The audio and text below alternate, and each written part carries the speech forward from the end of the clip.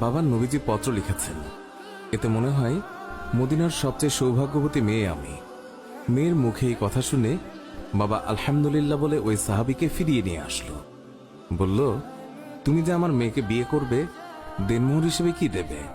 তখন কালো সাহাবী বলল, আমার কাছে নবীজির ভালোবাসা ছাড়া আর কিচ্ছু নেই। ওই মেয়েটি বলল, বাবা আপনার তো অনেক টাকা আছে, নবীজির ভালোবাসার জন্য কিছু টাকা দেনমোহরের জন্য ওকে দিয়ে দিন।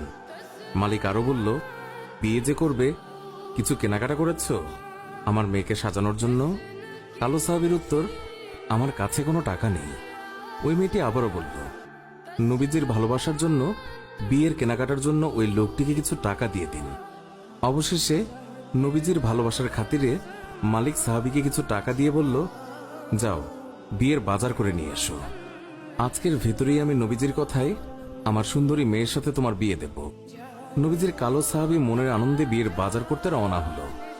বাজারে গিয়ে কিছু কেনাকাটাও করে। হঠাৎ দেখলো মানুষ দৌড়াদৌড়ি করছে। কালো সাহাবী বলল, কি হলো, সবাই এমন দৌড়াচ্ছে কেন?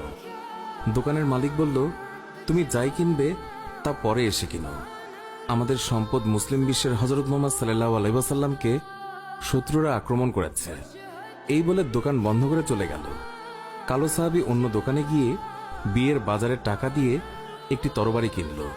হঠাৎ আবার মনে হলো সেই মদিনার সুন্দরী মেয়ে তার জন্য অপেক্ষা করছে। তখন নিজেকে বোঝালো, যেই নবী না হলে আমি হতাম না, এই দুনিয়া হতো না, সেই নবীর চেয়ে সুন্দরী মেয়ে আমার কাছে বড় হয় কিভাবে? এই বলে নবীজির কালো সাহাবী তলোয়ারটি নিয়ে যুদ্ধের ময়দানে চলে গেল। কিতাবে আছে, ওই যুদ্ধে নবীজির ৭০ জন সাহাবী শহীদ হয়েছিলেন, তার মধ্যে কালো সাহাবীও একজন। নবীজি অশ্রুসিক্ত হয়ে বলল, আমার আদরের সাহাবীদের রক্তমাখা অবস্থায় দাফন করে দাও। কিয়ামতের ময়দানে আমি আল্লাহর দরবারে এই রক্তমাখা শরীর দেখিয়ে কোটি কোটি গুনাহগার উম্মতের নাজাতের দাবি করব।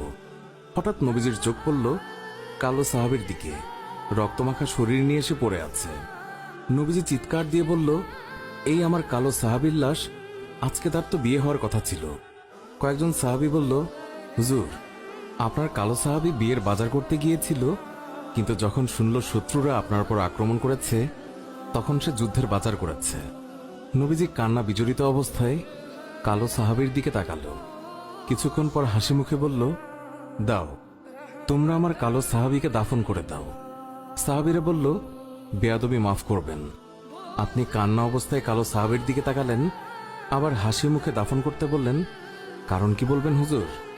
নবীজি বললেন, তাহলে শোনো, আমার কালো সাহাবী বিয়ের বাজার দিয়ে যে যুদ্ধের বাজার করেছে, আমার ভালোবাসায় ইসলামের পথে শহীদ হয়েছে, আমি তাকে তাকিয়ে দেখি ওই হুরে মদিনা বেহেশতের হুর হয়ে তার সেবা করছে।